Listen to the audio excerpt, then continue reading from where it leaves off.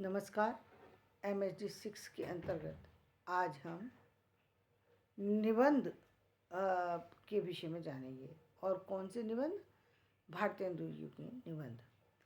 मुख्य रूप से निबंध जो लेखन निबंध का किया जाता है, उस लेखन की शुरुआत कैसे होती है और निबंध होता क्या है? निबंध है एक सुनियोजित ढंग से लिखी गई रचना जो है वो निबंध कहलाती है। और ये सुनियोजित ढंग से लिखने की प्रथा का प्रारंभ कब से होता है? जब बच्चा पहली क्लास में आता है, यानी फर्स्ट क्लास में किसी भी निबंध लिखने की शुरुआत होती है। बच्चे को जब लेखन सिखाया जाता है तो पहली सीढ़ी उसकी निबंध होती है, ताकि वो लिखना सीख सके, अपनी बातों को अभिव्यक्ति दे सके। तो निबंध वो कला है। तो इस निबंध के माध्यम से जो है व्यक्ति आगे बढ़ता है। और इसीलिए इस निबंध की को जानने जो व्यक्ति निबंध लेखन में पारंगत हो जाता है, वो व्यक्ति साहित्य की किसी भी विधा में पारंगत हो सकता है, क्योंकि निबंध मुख्य चीज़ है। इसीलिए पहले लिटरेचर में निबंध का आना अनिवार्य होता था। आज भी यूपीएससी जैसे सिलेबस में भी निबंध को अनिवार्य रूप से रखा जाता है। क्यों रखा जाता है? ताकि व्यक्ति अपनी बात कैसे रख सकता है, कम से कम इतना उसको पता होना चाहिए कि अपनी बात कैसे रखी जाती है। जहाँ तक हम लेख के बारे में बात करते हैं, लेख जो है वो एक तरीके से बाद की विधा है, यानी निबंध के बाद।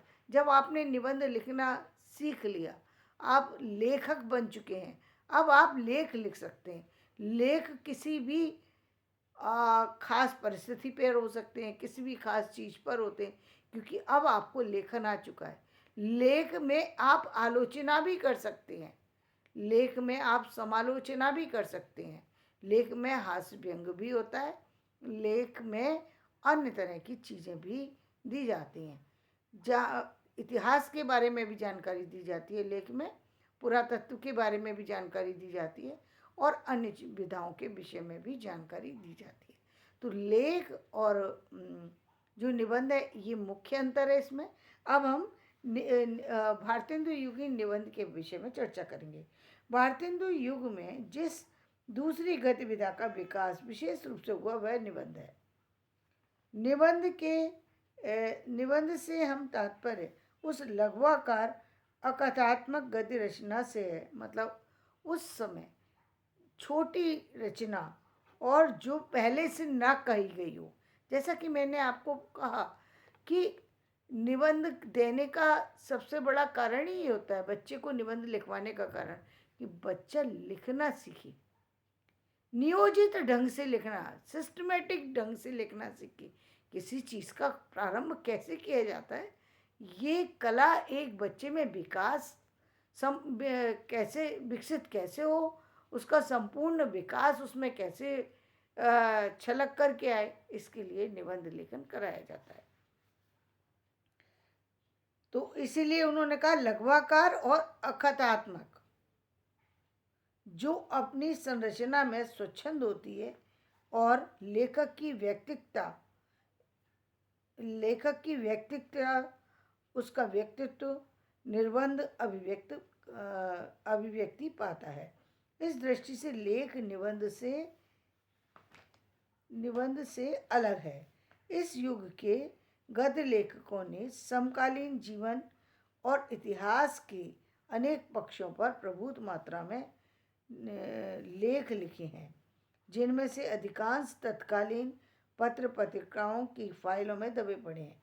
इन लेखों का महत्व असंदिग्ध है, क्योंकि इनके माध्यम से हम न केवल उस काल के लेखकों की सोच से परिचित होते हैं, अपितु युग की प्रामाणिक जानकारी भी हमें मिलती है। इन्होंने क्या कहा? इन्होंने कहा कि तत्कालीन मतलब हम देखते हैं कि उस समय जिस समय निबंध लिखे जा रहे थे, उस समय निबंध लिखने के समय में तत्कालीन पत्र पत्रिकाएं जो थीं वो लेखों से भरी पड़ी थी। और उन लेखों के अंदर क्या था? समकालीन यानी एक इतिहासपरक चीज़ें होती हैं, जिस समय मतलब जो इस समय स्थितियां घटित हो रही हैं उनके बारे में चर्चा होती है या फिर भविष्य के बारे में चर्चा होती है। तो उस समय के साहित्य में इतिहास से संबंधित और उस समय से रिलेटेड चीज़ें भरी हुई थी लेखों के अंदर। लेकिन साहित्यिक दृष्टि से इन लेखों की अपेक्षा निबंधों का महत्व अधिक है। साहित्यिक दृष्टि से क्यों इन्होंने लेखों से ज़्यादा निबंधों को महत्व दिया? क्योंकि निबंध एक एक व्यक्ति की, कोई भी हो सकता है, लेखक भी हो सकता है, एक सामान्य बच्चा भी हो सकता है, एक विशिष्ट व्यक्ति भी हो सकता है। तो निबंध उस व्यक्ति के लेखन की प्रतिभा को उभारने के की पहली सीढ़ी है, यानी उसका पूरा व्यक्तित्व उस निबंध में ही निखर के आता है, क्योंकि वो उसकी स्वयं की कल्पना है। आजकल जो हम बच्चों को हेल्प कर देते हैं निबंध लिखने में, वो हमें नहीं करने चाहिए। क्यों? क्योंकि निबंध जितने ज़्यादा निबंध लिखे जाएंगे उतना ही एक तो बहुत सारे विषयों की जानकारी उस बच्चे को होगी।